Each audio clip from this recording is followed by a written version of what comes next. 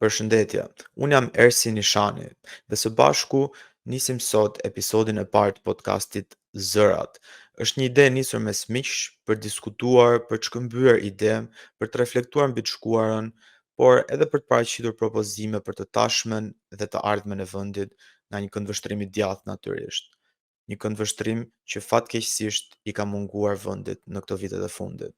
Ne paraqesim një platformë idesh me synimin për të shërbyer shoqërisë shqiptare brenda dhe jashtë vendit si kundërpërgjigje përballë një qeverie autokratike që po dëmton interesat e Shqipërisë dhe të gjithë kombit shqiptar.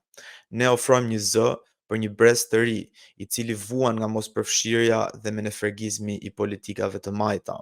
Synimi jon është t'i ofrojmë dëgjuesve tanë një perspektivë ndryshe, të nxisim të menduarin kritik, të pasqyrojmë zërat e ndryshëm të shoqërisë tonë dhe t'i japim atyre një platformë në rrjetet sociale. Jemi të bindur që konkurenca e pastër e mendimeve është e vetmja mënyrë për të shkuar drejt zgjidhjeve që i duhen vendit. Uroj që të na bashkoheni në këtë udhtim. E s'kishe si t'ishte tjetër në këtë ditë dhjetori, tema e parë e podcastit ton është lëvizja e dhjetorit, lëvizja guximtare që shëmbi diktaturën më të egër komuniste të Europës, si dhe simboli që ajo ka si dita e rinisë. Për këtë do të flasim në pjesën e parë të episodit parë. Na ndiqni.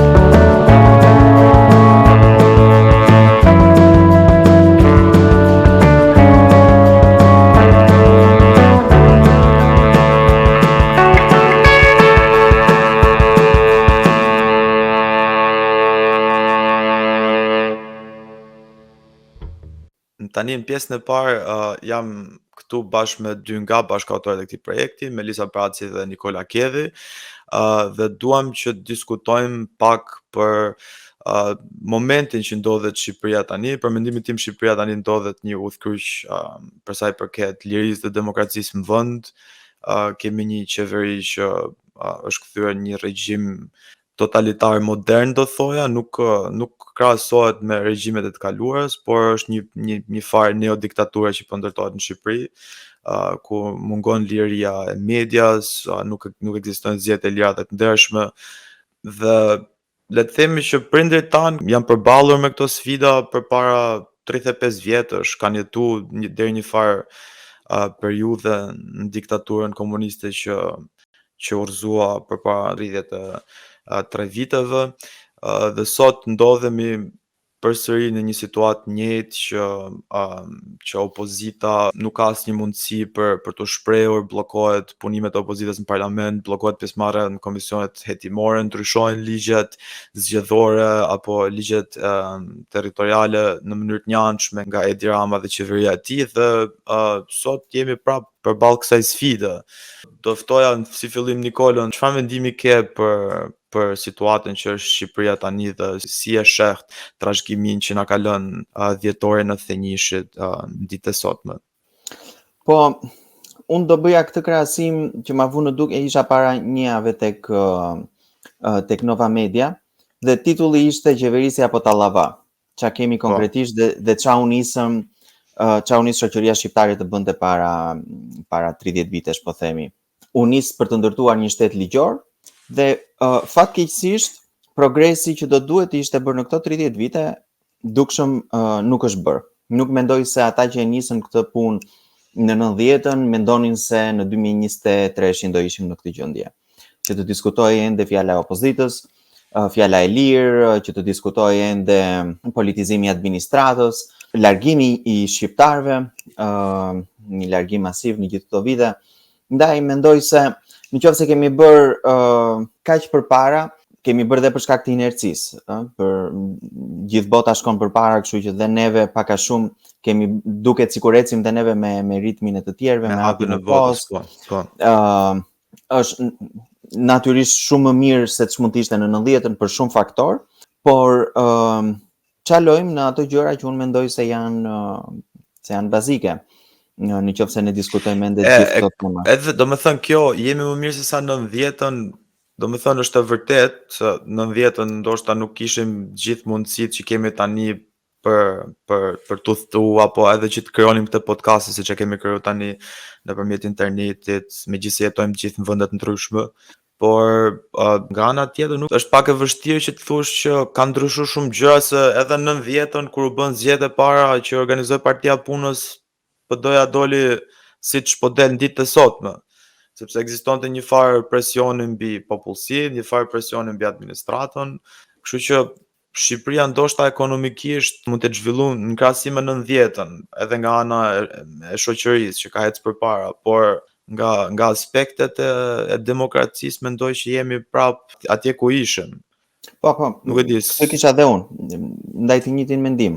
Është ndoshta kjo fasada e demokracisë liberale, që shumë e bukur, është me ngjyra, është me korsi biçikletash, është me gjitha këto lulet, po ta gricësh pak të mund të shikojmë që situata ka shumë gjëra të ngjashme, shumë elemente ngjashme me ku ishim në 1990-ën.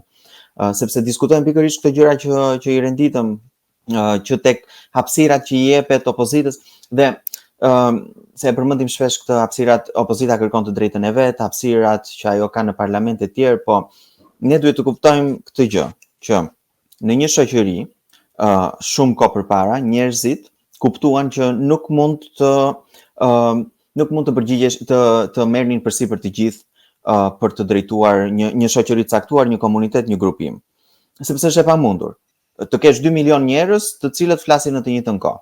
Po, i qartë. Për të evituar këtë, njerëzit, shekuj më përpara, ndoshta dhe mijëvjeçar më përpara, krijuan mekanizma të caktuar që mos të merrnin vendime, po themi në përditshmëri 2 milion, 5 milion, 10 milion njerëz ose edhe më shumë në vende më të mëdha, po këta të drejtat që i kanë të patjetërsueshme ti delegonin te disa individ, të cilët marrin përsipër që të përfaqësojnë këta njerëzit e tjerë, që për arsye objektive nuk mund të marrin pjesë në mënyrë të përditshme.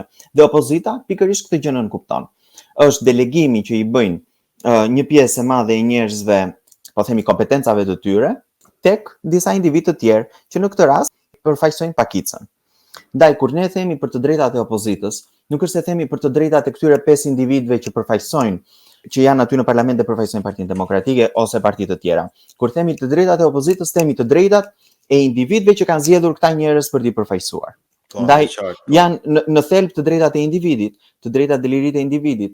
Në qoftë se i shkelen të drejtat, ose po themi kjo që quhet opozitë zyrtare, thotë që më shkelen këto të drejta, nën kupton që po shkelen të drejtat e këtyre njerëzve që përfaqëson. Mund të jenë 200.000, 500.000, 600.000 njerëz.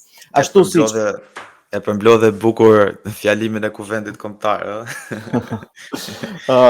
ashtu siç 800.000 njerëz të tjerë, po themi, ose 700 e ca mijë njerëz të tjerë i kanë deleguar kompetencat e tyre tek disa njerëz që përbëjnë shumicën në këtë vend, në bazë të rezultateve të caktuara.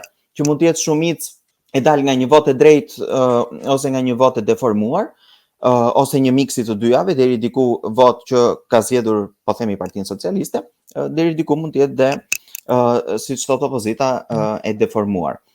Por në thelb kemi të bëjmë me një delegim kompetencash nga gjithë popullsia e ndarë në kategori tek disa individ të tjerë. Ndaj kur flasim për këto të drejta që i shkelen opozitës, mendoj duhet kemi parasysh që janë të drejta që i shkelen atyre që i kanë votuar. Sepse këta flasin në emër të atyre, ose do duhet të flasin në emër të atyre. Dhe që një shoqëri të funksionojë, duhet që individët e një shoqërie të dinë të bashkëtojnë me njëri tjetrin. Dhe përjedhoj individët që tek të cilët këta delegojnë kompetencat e tyre të mund të bashkëtojnë me njëri tjetrin. Në qoftë se prishet një element i kësaj harmonie, i kësaj bashkëtese, ku njëra palë imponon vullnetin e vet tek pala tjetër, ose njëra palë i heq disa kompetenca që këta i kanë palës tjetër, domethënë, këtu prishet kjo harmoni dhe prishet dhe balanca që ka një shoqëri. Në demokracitë e konsoliduara, janë të konsoliduara pikërisht për këtë gjë, që kanë arritur të kenë dhe mekanizmat e kontrollit të njërës dhe tjetrës, Po. Dhe institucionet që mund të garantojnë bashkëtesën e të dyja palëve.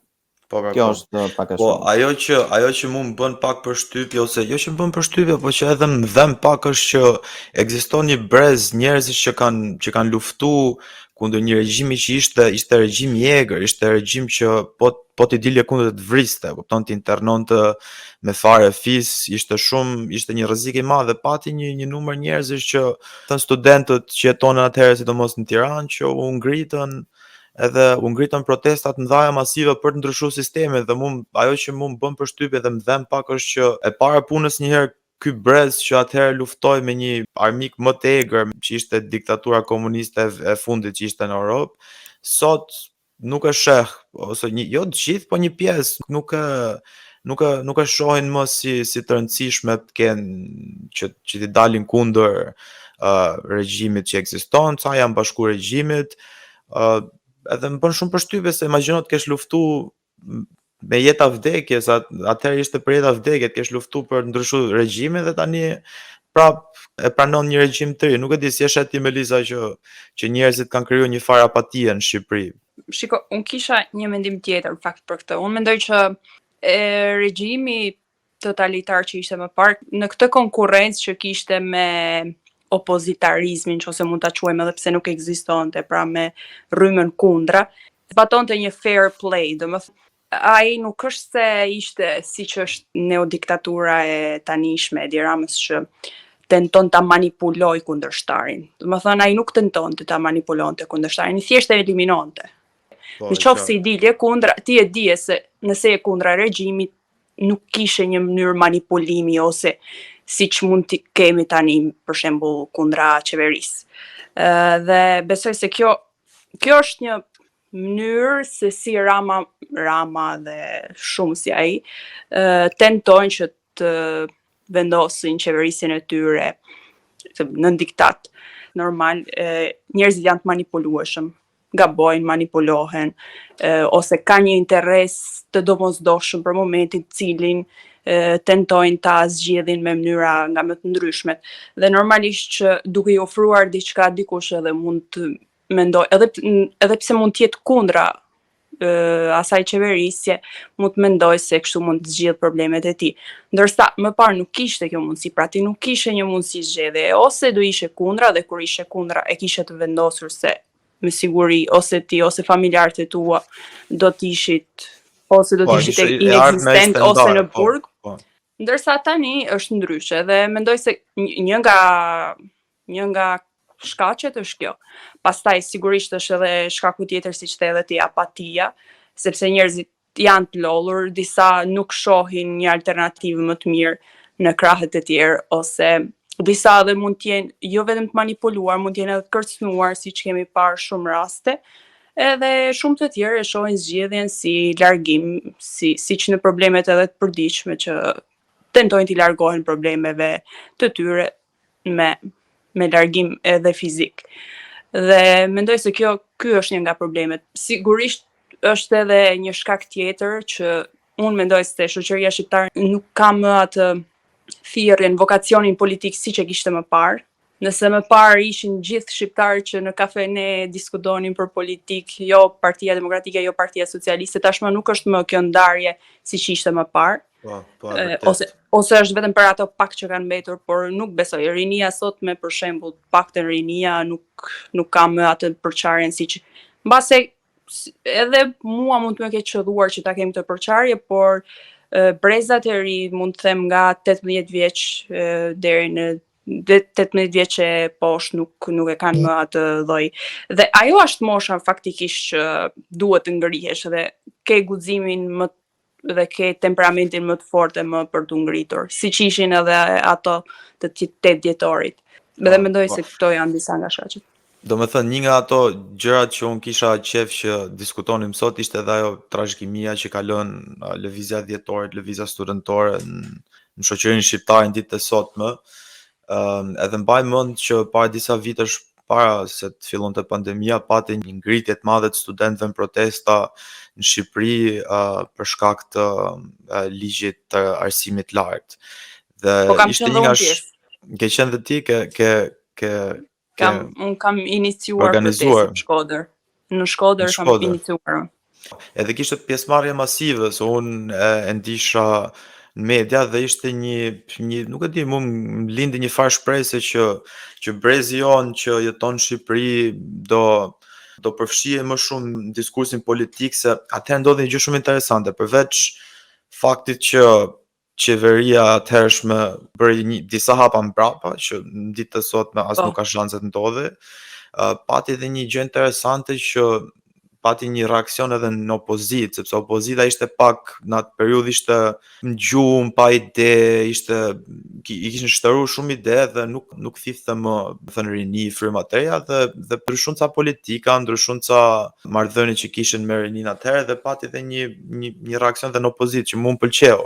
Ishte siç ka qenë 10 vite në gjumë. Jo, shiko, faktikisht ajo që më ka pëlqyer më shumë është se studentët kur dilin ato ditë në protestë, sepse unë realisht disa nga pankartat edhe mund t'i kem shkruar unë, po shumica kanë ardhur edhe si ide personale të studentave të tjerë, nuk kërkonin thjesht për shembull ulje, sepse atëherë nisi si kërkesë për uljen e tarifave dhe për një kompensim për bursë studentore.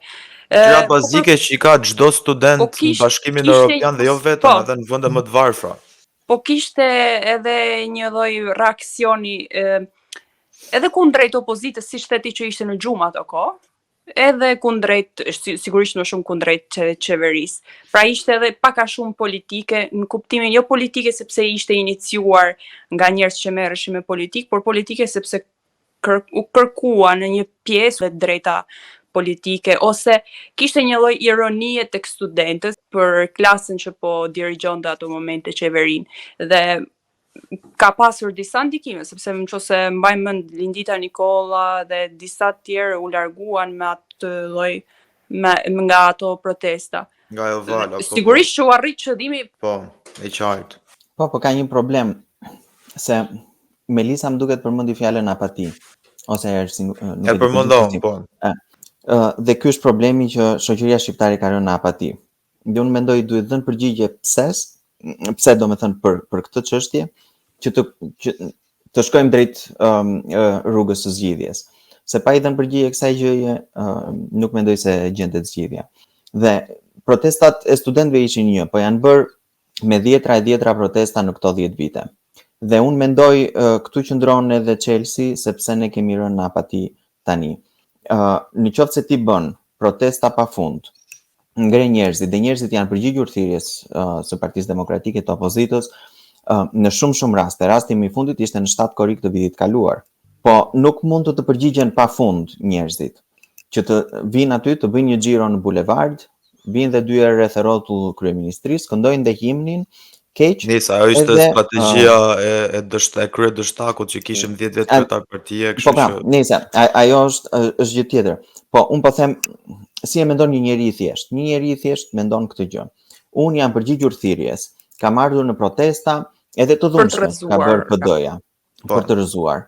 Dhe në fund ka parë se si gjërat kanë shkuar business as usual. Problemi është ky.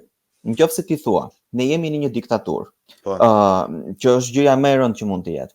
Dhe thua në rastin një nga rastet një nga veprimet më të rënda, po themi, për nga impakti që është braktisja e parlamentit. Dhe thua, unë po braktis parlamentin sepse nuk kam më hapësirat aty. Vendi është një diktaturë, këtu jemi tmeri më i madh i botës. Kjo është gjëja më e rëndë që mund të thuash. Është gjëja finale. Po e qartë. Dhe akti që ti ndërmerr është akti më i rëndë, është akti final. Ti atë mandat, atë delegim që të kanë bërë njerëzit për t'i përfaqësuar aty, ti po edh poshtë.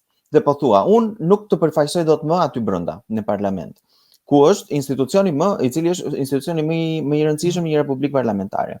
Problemi në këndvështrimin tim nuk është tek djegja e mandateve, sepse retorika ishte e tillë, ti thoshe si opozit që këtu është situata për i bret. Nuk ka asnjë liri. Normalisht do ndërmarr aktin më të rënd më final. Do djeg dhe mandatet. Dhe do ndërmarr protesta nga më masivet sepse ne do ta rrëzojmë këtë gjë, këtë qeveri. Këtë diktaturë sipas gjuhë zyrtare të opozitës zyrtare të asaj kohe. Tani, nëse ndërmerr këto gjëra dhe ke këtë crescendo, ndërmerr të gjithë këto veprime shumë për nga rëndësia goxha të mëdha, nuk mund të vazhdosh më pas business as usual. Dhe të marrësh pjesë në takimet me qeverinë, me negociatat e tjerë dhe pastaj të biesh në gjumë. Sepse ke vajtur në këtë kurb, je ngjitur deri sipër, ndërmore aktin më të madh dhe pastaj ti vazhdon njësoj siç ishte. Dhe njerëzit kur shikojnë këtë të vepruar, këtë retorik që ti thua gjithmonë, jemi në diktaturë dhe pastaj vazhdon po njësoj, opozitarët janë shumë në rregull, ata që përfaqësojnë aty, po pa diskutim, sepse ndërpret kontratën e besimit që ke me ata të cilët u shkon u kërkon votën. Ti e gënjen një herë, dy herë, tre herë, nuk e as alternativë më, nuk thua asnjë gjë, janë të njëjtët njerëz që ndërmarrin të njëjtat aksione me të njëjtën retorik që nuk kanë asnjë konkluzion konkret. Dhe patjetër që shoqëria bie në apati në këto raste dhe nuk të përgjigjet më as thirrjes për protesta. Në qoftë se ti nuk bën një përpjekje serioze për të rifituar këtë marrëdhënie besimi dhe për të ngritur një kontratë me këta njerëz që ti kërkon prapë ti përfaqësosh. Dhe jo vetëm kontakti me bazën, mendoj unë, po dhe zhdukja e simboleve, trashëgimisë historike, një gjë që përgjithsisht e bën e majta këtë shkatrimin e të kaluarës për të ndërtuar të ardhmen. Ishte e njëjta gjë dhe me të djathtën me të djathtën zyrtare, po themi shqiptare në këto 10 vite, që u bën një përpjekje, qoftë në 2017 me Republikën e Re, dhe çfarë sjell kjo gjë? Si me çdo komb, si me çdo komunitet, si me çdo grupim, në qoftë se ti individit të caktuar i këput këtë lidhjen, këtë fillin historik, dhe bën një përpjekje për t'i dëmtuar atij jo vetëm memorien historike, po dhe identitetin dhe atë që ai është, për ta nxjerrë si një figurë pa trajt, pa formë, pa identitet, pa ca karakteristika dhe për t'i shkëputur lidhjet me atë që ai e ndjen të afërt, atëherë ky individ shkon drejt apatisë, manovrohet më kollaj dhe ai i humbet dhe një gjë shumë e rëndësishme, aftësia për të reaguar. Dhe demokratëve kjo mendoj unë u mundua që t'ju bëhej në këto 10 vite.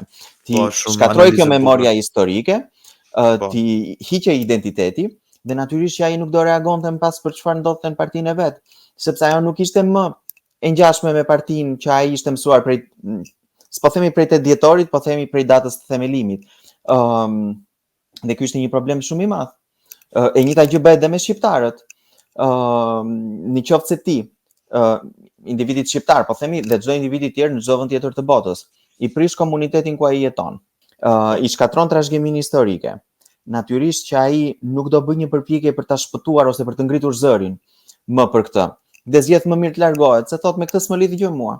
Unë nuk e mbaj mend kështu këtë komunitet, nuk e mbaj mend kështu këta njerëz, dhe patjetër që këtu vjen dhe mos reagimi. E njëjta gjë mundua të bëj me Partinë Demokratike në 10 vite. Melisa donte të tregonte diçka. Ne në 8 vite apo 10 vite sa ka qenë Lulzim Basha kryetari i Partisë Demokratike, nuk kemi parë kurrë një krahasim. 8 vite, mas 8 vitesh u shkarku nga antarësia dhe nga kuvendi kombëtar. Ne nuk kemi parë kurrë përgjatë atyre viteve një krahasim ku të themi çfarë kemi bërë ne, çfarë po bën Partia Socialiste, ku gabuam ne dhe ku bëm mirë ne. Dhe problemi është se kjo është fshirë nga histori, edhe nga mendja shqiptarëve se çfarë ka bërë Partia Demokratike e mirë. Dhe tani po shoh që po rikujtohen ca gjëra, ca punë që ka bërë Partia Demokratike dhe mendoj se kjo është e mirë, sepse ka pas një tentativë që nisi me foltorin e doktorit për ta rikthyer pak këtë besimin e humbur që krijoi PD-ja te populli. Te populli djathtë, te votuesit djathtë shqiptar në radh parë, edhe të rikthehet pak edhe këtë trashëgiminë e dhjetorit në Thënjishit, me logon e vjetër, që pati një final touch të bukur, po ishte logoja e vjetër, ishte logoja që përfaqësonte Partinë Demokratike në fillimet e saj, përfshirjen e njerëzve që kanë qenë pjesë e lëvizjes dhjetorit në pozicione të ndryshme në Partinë Demokratike. Mendoj që hapat e parë janë bërë dhe janë hapa pozitiv, por edhe një gjë e fundit që unë do doja shumë ta diskutoj me ju dy është cila është zgjidhja, se nuk mundet tani që të vazhdohet kështu. Çfarë propozimesh keni ju për zgjidhje të mundshme të këtij problemi? Në mendimin tim, zgjidhja është me tre element. Po. Puna në terren, që mendoj se lë për të dëshiruar ende, sepse në qoftë se nuk shkon tek individi, në qoftë se nuk të shikon fizikisht individi, Po. është e kot. vërtet. Në qoftë se individi nuk e ndjen prezencën tënde si një forcë politike, si një ofertë, si një alternativë në terren, normalisht që do i drejtoj syt tek ai tjetri që është tërkohës në terren, edhe me ofertë monetare. Se kjo gjë është, individi, ato kompetencat që thash në fillim i delegon tek disa individ të tjerë që bëjnë pjesë në një grupim të caktuar, po në qoftë se ai në terren shikon vetëm një grupim, normalisht që do shkoj tek ai. Me hir ose me pahir, me forcë, me blerje pra në këmbim të një shume monetare, kjo është diskutim tjetër. Po në qoftë se ai shikon vetëm një entitet prezent në terren, atëherë me atë do ta ketë kontaktin, marrëdhënien e tjerë. Marrëdhënie besimi, marrëdhënie frike, marrëdhënie në kërcënim ose jo, është një çështje tjetër. Pra, puna në terren është shumë e rëndësishme. M'fal, të ndërpres pak, te kjo pjesa e punës në terren për shembull, si e imagjinoni ju që mund ta tërheqi një kandidat i PD-s, një elektorat djathtë që është shumë, siç e folëm, apatik ose edhe rinin që ndoshta është tash që gjithmonë më shumë bëhet pjesë e elektoratit gri. Nuk e di, për shembull, ti Melisa, si mendon që ç'a duhet bëj Partia Demokratike, djatha shqiptare që tërheqi më shumë rini pranë saj? Po shiko, problemi nuk është që të krijoj vetëm besim tek rinia. Problemi është se sepse rinia faktikisht, siç e thatë edhe ju, ka emigruar. Tani problemi është që të rikthehet besimi tek ata duhet të rikthehen. Dhe rikthim nuk besoj se mund të ketë, sepse dëgjojnë Berishën se i bën kërkesa të rinjve që të rikthehen. Pra ata rikthehen momentin që shohin që kushtet nuk janë ashtu siç ishin më parë, pra kur i kishin lënë ata.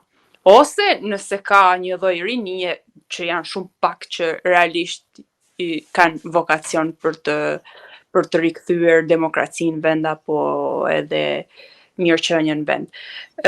Problemi është se krejtësisht politika në Shqipëri ka humbur dualizmin që kishte më parë, dhe duke humbur dualizmin, kuptimin që nuk ka më debat.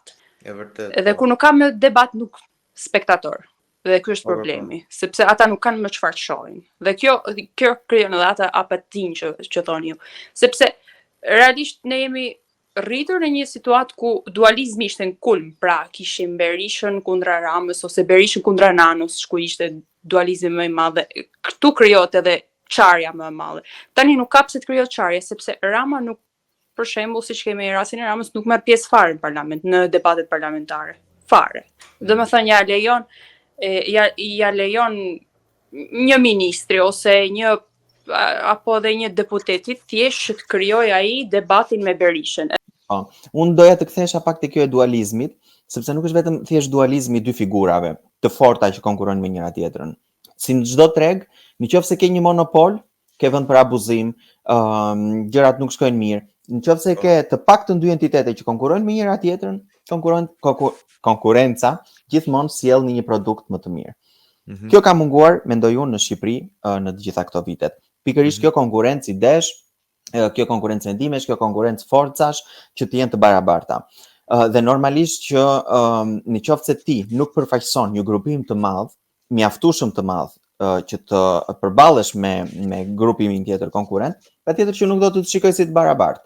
Po. Në qoftë se ti nuk je në terren, dhe me që jemi tek elementi i parë i terrenit, dhe i lë fushë të lirë konkurrentit tënd, patjetër që ti do vish dhe do zvogëlohesh, sepse është një përfundim logjik. Dhe si mund të vesh tek individi?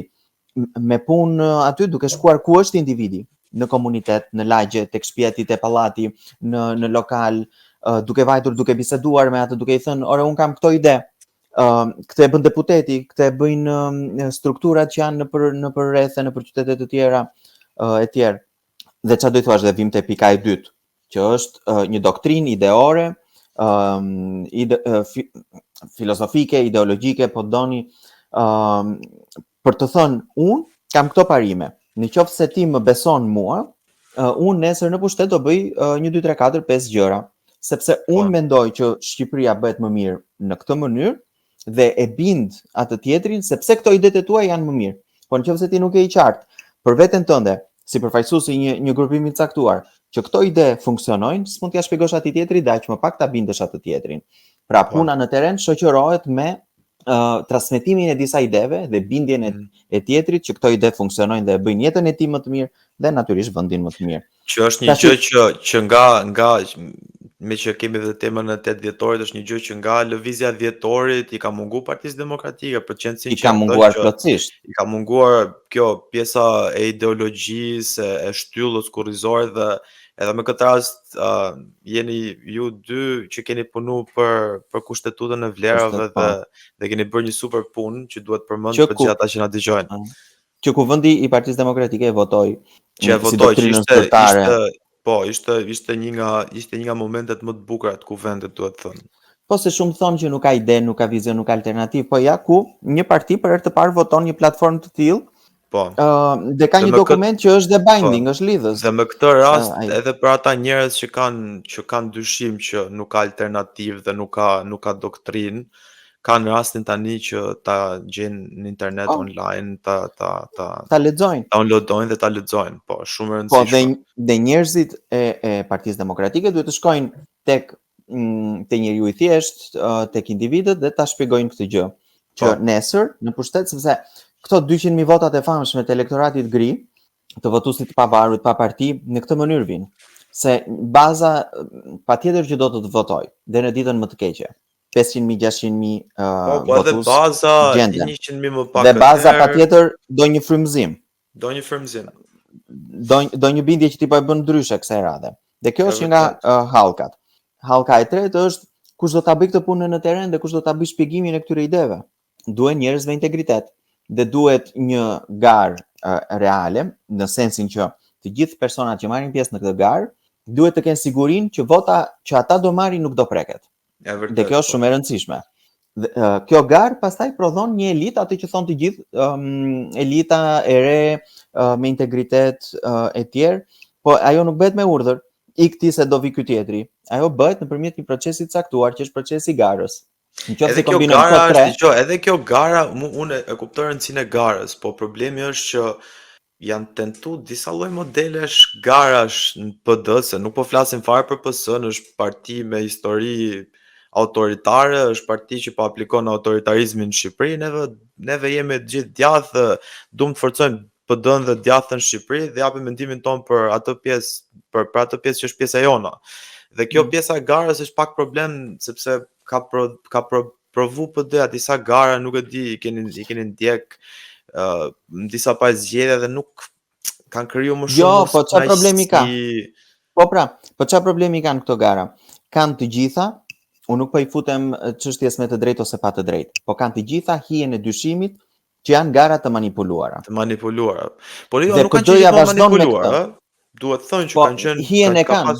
Do të thënë, okay, për shembull, ajo gara që u bën 2021 ajo ishte katastrofë, do të thënë ishte edhe më pas. Titani vi kryqin atij personi që nuk do, ajo nxiste më shumë urrëtitjen te njëri tjetri se sa mbështetjen. Nuk e di si është në Itali, Melisa, si bën. Jo, në fakt këtë doja të thoja se në partitë e djathta italiane nuk është se bëhet garë dhe nuk bëhet garë. Domethënë kryetarët e forumeve, kryetarët apo kryesia dhe strukturat tjera të rëndësishme të partive nuk zgjidhen me garë përveç sekretarit përgjithshëm që u zgjodh për shembull tek Forca Italia, sekretarit kombëtar Tajani, që është edhe njëjtë me kryetarin e partisë.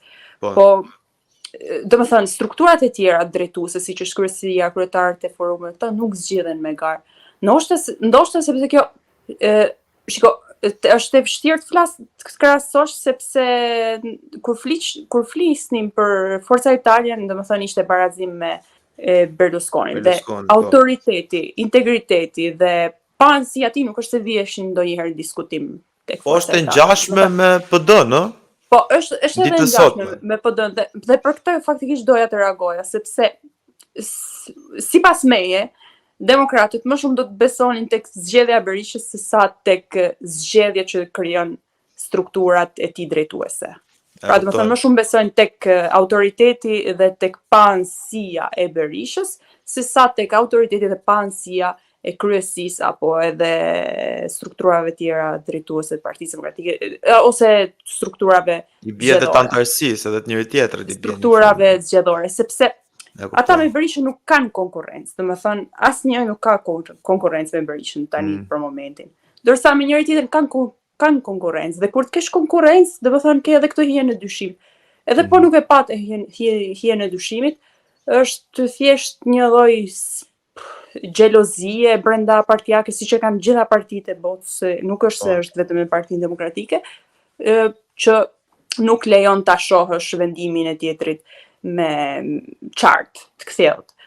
Dhe unë mendoj se nuk jam në gjendje të jap një përgjigje në rast se zgjedhjet janë më mira apo më keq në Partinë Demokratike. Normalisht se si e djathtë, por edhe si Melisa, jam pro zgjedhjeve, por në shumë raste caktuara brenda Partisë Demokratike dhe me Berishën drejtues, do zgjedhja më shumë zgjedhjen ose emërimin nga Berisha. Do të jemë më shumë për modelin e liderit fort, për modelin që lideri Jo, nuk e kam tek lideri, por ndoshta në gjithë struktura që ekzistojnë tani, besimi më i madh është tek Berisha. Ndoshta edhe ky është shkaku dhe pse kërkuan rikthimin e Berishës.